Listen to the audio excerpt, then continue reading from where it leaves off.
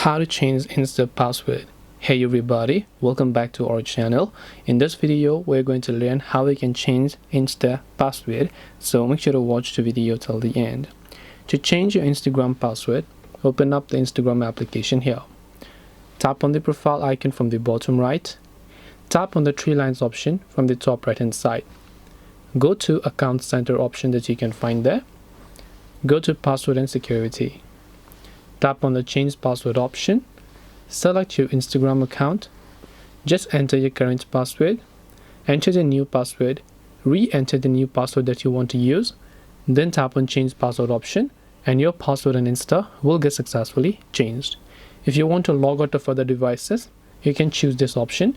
If you forgot your password but would want to reset it, you can tap on forgot your password. This way you can change Insta password. Hope this video was helpful. If you have got any questions, feel free to leave them down below. Thank you for watching and see you in the next video.